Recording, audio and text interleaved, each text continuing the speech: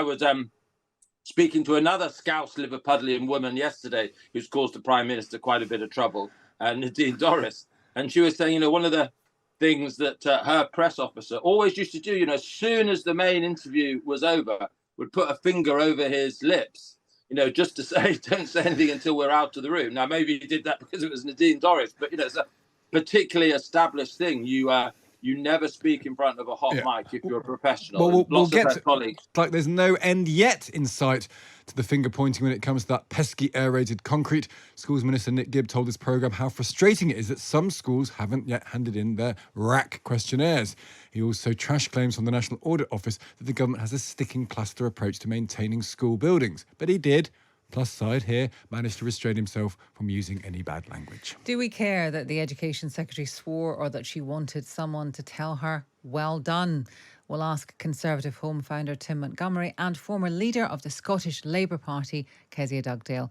We'll also ask if they think poverty can be fixed. You can let us know what you think. You can text us on 87222. Start your text with the word Times. We are on Twitter @Times Radio, or email our producer Bessie at studio@times.radio. And after 9 o'clock, we've got what is known in the trade as a marmalade dropping story. We'll hear from Sophie Ottaway, who found out at 22 that she was born a boy but had surgery as a baby, 2 days old, to become a girl. It's an amazing story, and she'll tell it to us after 9:30 this morning. Let's discuss some of the other stories with Tim Montgomerie, the founder of Conservative Home. Morning, Tim. Good morning, Stig. Good morning, Asma. Good morning, Kezia. I'll do my best to fill in for William Hayes this morning. It's a real privilege to be here. It's not terrible. Oh, my goodness. I've heard worse, Tim. I've heard worse. Kezia Dugdale playing herself. I'll keep the day job. Yeah, exactly. Kezia Dugdale's playing herself. She's the former leader of the Scottish Labour Party. Morning, Kezia.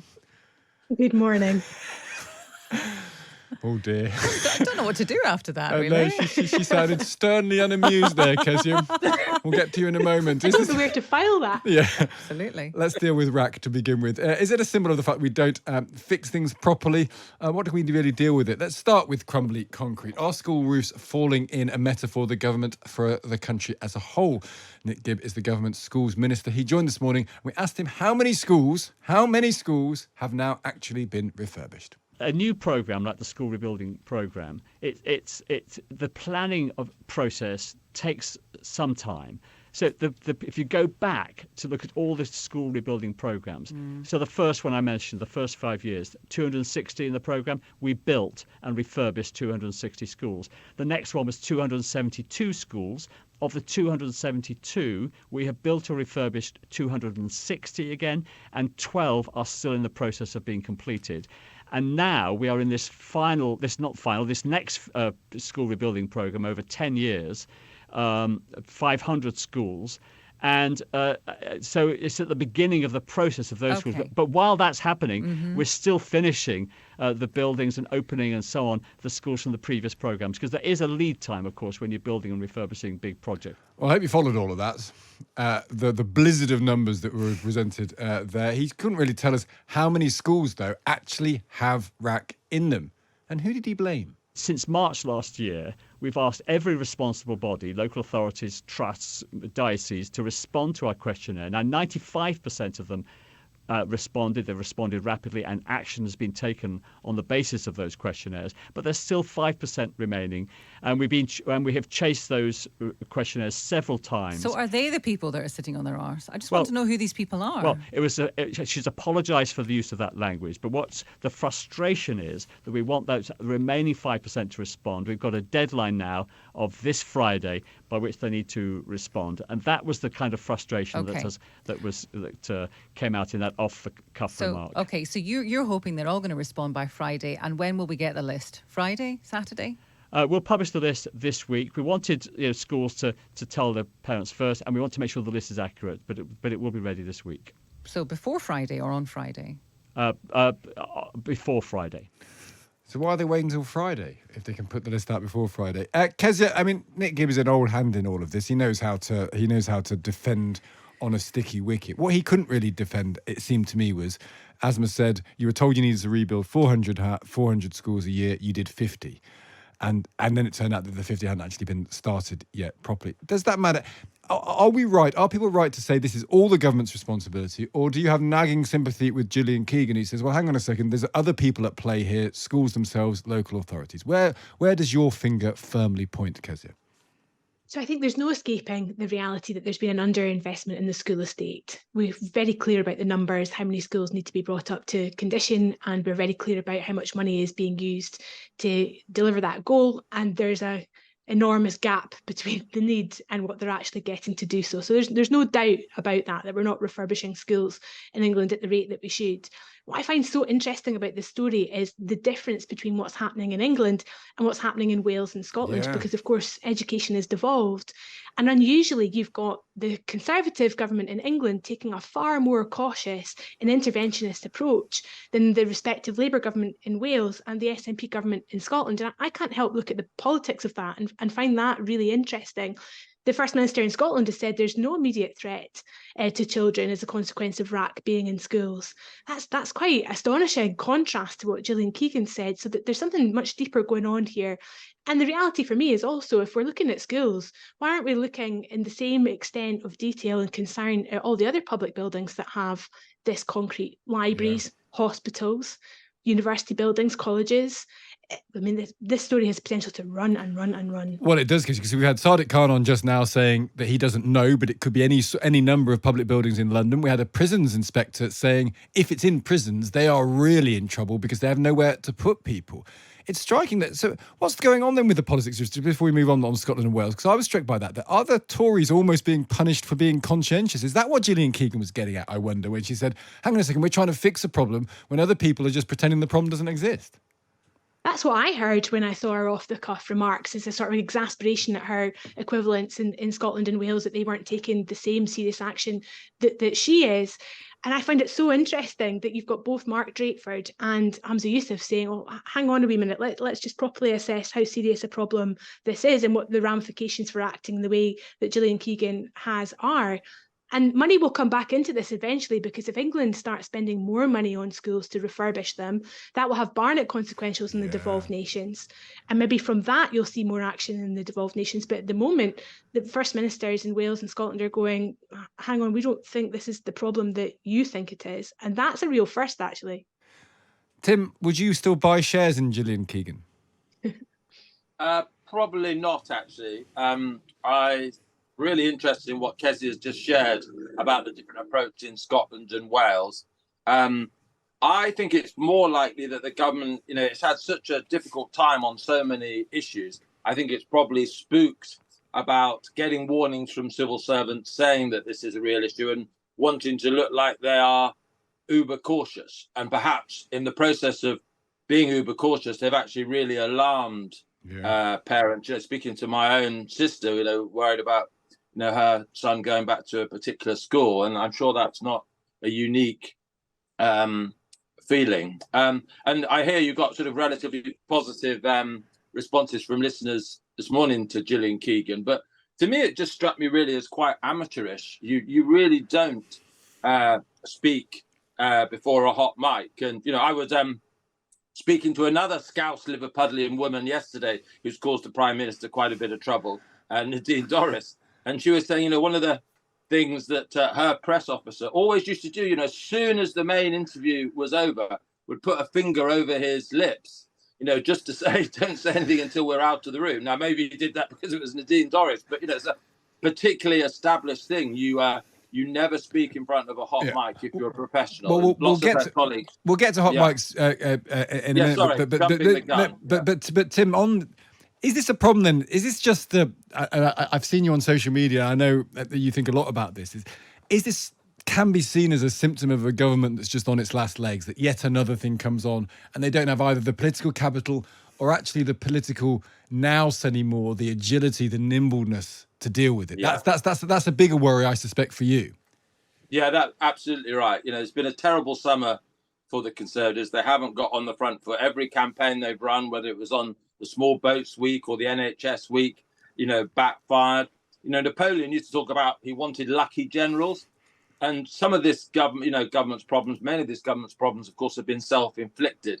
but it also just seems to be getting very unlucky as well. Whether it was the disease found on the barge, in the south of the Dorset coast, whether it's this, everything sort of coming home to roost at a particular time. And yeah, not all of it, I think, is entirely fair, given that this particular concrete problem, is decades old.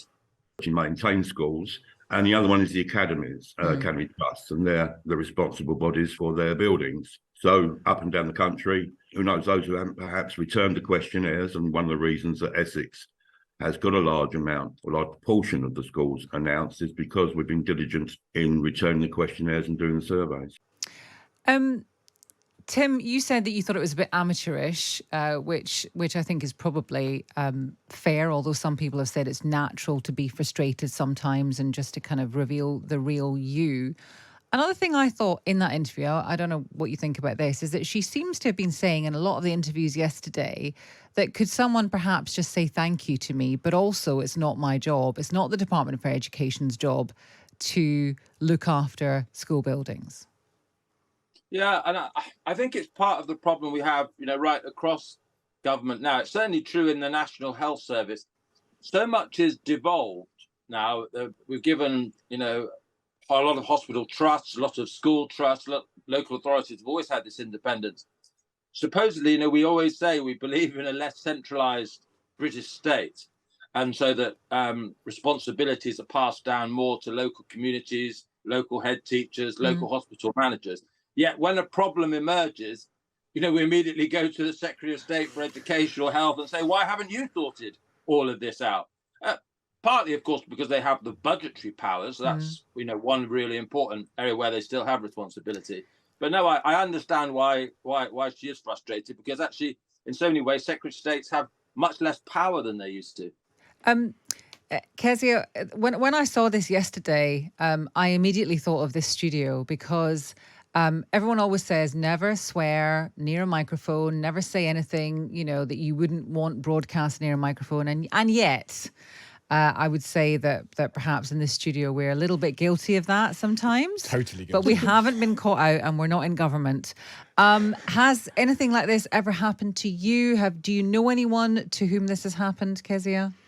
Well, very quickly, I distinctly remember this happening to Gordon Brown in the Gillian Duffy example that you shared earlier, Asma, because I was a Labour Party organiser then. I've been the person that's tried to get a microphone off of a politician and done these key seat visits in the heat of an election campaign. I remember that one really distinctly because it was a week before the 2010 general election and it was incredibly tight, and we thought immediately the ramifications of that were going to be huge in the election. I guess that's what makes it quite different from the Gillian Keegan story, which will go away. It's a bit of fun just now. The 2010 example wasn't fun at all.